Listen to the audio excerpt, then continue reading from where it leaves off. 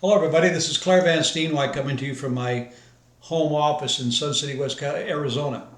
I want to talk to you a little bit today about this continued movement of the Defund the Police. And I want people to especially pay close attention to what will end up happening.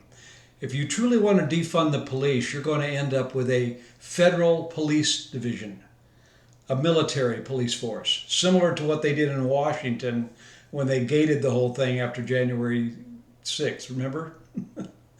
When they said there was actually an insurrection, which we all know there really wasn't. These people had no real weapons. But I've heard some people, what I consider to be people on the right of this issue, almost commenting some of the same things because of some of the actions police departments take in cities around the country and here locally. I was at a meeting the other night and they were talking about a school board meeting over in Surprise with the Dysart School District and how parents were locked out of it. And it was done by the police department in Surprise. They actually wouldn't allow people in because they said it was filled to capacity. Then they found out it wasn't.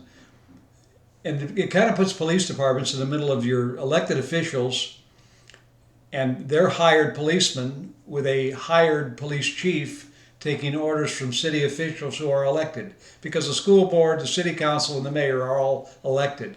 And we have to remember where these orders come from, not just who's following the orders and dealing with it. Because the police are also the people who are supposed to, one of their duties are to keep peace in the community. And my recommendation to this is really very simple. I don't think any person that supports the United States Constitution should ever be in favor of any movement to defund police at a local level, state level, county level, small city, small town level. What we ought to be doing is defunding our government and our city and county and state and federal officials. We just found out today that the Maricopa County Board of Supervisors admitted they really never had control of the machines during the election, and they never really did an audit. Now, what do you think about that? These are elected county supervisors who lied to the public, and I believe their new county recorder went along with all of this, who just got elected as a Republican, who said there was no voter fraud. We need to understand that the police departments do take an oath to the United States Constitution, and depending on the state, they take an oath to the state constitution as well. And one of their primary duties is to keep the peace in the community. But the real culprits in these cities are the elected officials, the mayors, the police chiefs, the city council people. And yes, sometimes school boards when they ask the police to get involved because they have to go through the police chief to get this done.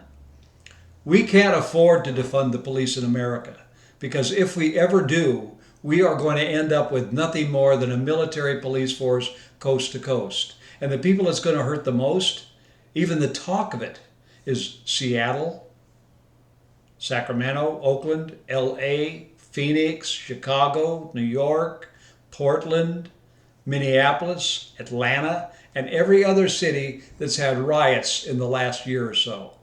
Burning down businesses, killing people, looting, stealing, abusing whatever they want to call their rights, and attacking policemen who stand between them and us. And in the communities in which they want to defund these police are mostly minority communities who need the protection the most. If we have a complaint about a policeman or a police department in any city, whether it's Surprise, Arizona, or Lakewood, California, or Des Moines, Iowa, or Minneapolis, then we need to take it to the city council, to the chief of police, and present it. And if we can't get anything done, then the next thing you can do is either recall the people that are on the school board, the mayor, the city councilman, or in the next election cycle, vote them out. Because as I've said before, one of the most important rights we have, and a lot of people don't seem to understand this, is our right to vote. Think about it. Every American citizen has the right to vote. Then they amended it to make sure they couldn't mess around with the minorities in the South. Then they amended it to make sure women could vote. Then they amended it to make sure 18-year-olds could vote. I submit to you all they needed to amend was the first one about citizens and explain exactly what that meant. Because when it said American citizens, that's an American citizen. no matter who they are, or what color they are, or what sex they are. They're allowed to vote. And if you can't vote or you don't vote, if you drop out of voting, then what you're doing is saying it doesn't matter, we've already lost. That's what they want you to do. Because if you don't show up to vote, the odds of somebody winning who might really represent you have just gone down by at least one vote. And it's hard to get elected against incumbents. Trust me, I know, I've tried it. And so far we've been unsuccessful, even though we're trying it one more time. You have to vote. You have a right to vote. Men and women have died and been wounded and crippled so you could vote. For you not to vote is a disgrace and a dishonor to them. And yes, the police departments that protect you. Because, answer me a question. Do you think you're safer as a military person in Afghanistan or a cop in Portland, Seattle, or Chicago? Where do you think you're actually safer? I would submit to you you're safer over there than you are over here, because of what the city officials and county officials and some state officials even allow to go on. This can all be stopped. Looting is a crime, and every looter should be arrested and prosecuted and sentenced for what they're doing. But they're not doing it because this so-called woke movement, our Black Lives movement, or Antifa movement, our socialist movement in America is protecting criminals over law-abiding citizens. And the reason they do this is to create chaos. They want chaos in our streets. They want anarchy. They want voter suppression, and this is how they're trying to get it. So please, keep in mind, we have got to support our local police. And some of the policemen who are forced to do some of these things want our help as well.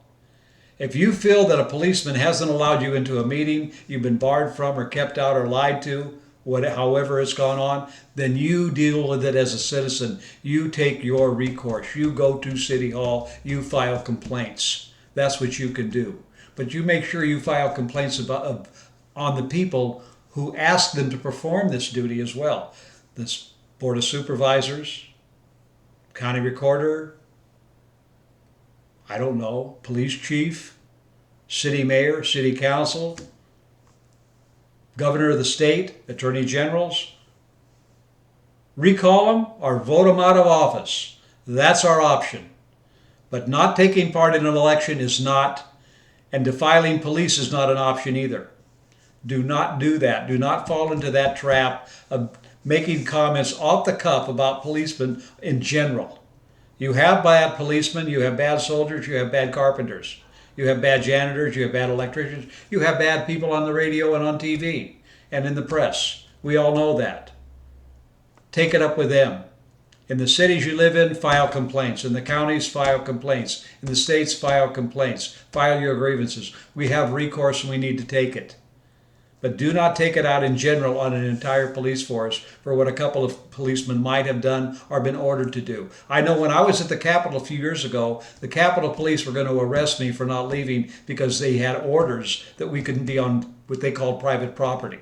I stood up to them and told them, the property of the here belongs to the government, and we the people are the government. If you choose to arrest me, that's all well and good. But then what you're telling me is you do not support, protect, and defend my rights as a U.S. citizen that you swore to do. They turned, looked at me, talked a little bit, and walked away. So standing up for your rights is what you need to do. If you succumb to their force over yours or their power or whatever authority you want to give them, you're giving it to them. They don't have it. When you don't exercise your rights, you're giving other people to exercise their authority. You're giving them permission to do it. You can't do that. So exercise your rights. But remember, support your local police. And if there is a grievance, take it to them directly and get it dealt with. Don't take it out to a press or to some crazy meeting and make off-the-cuff remarks. It disparages our police, and most of them are very well-meaning, well-serving men and women. And without them, I don't know how safe any of us would be.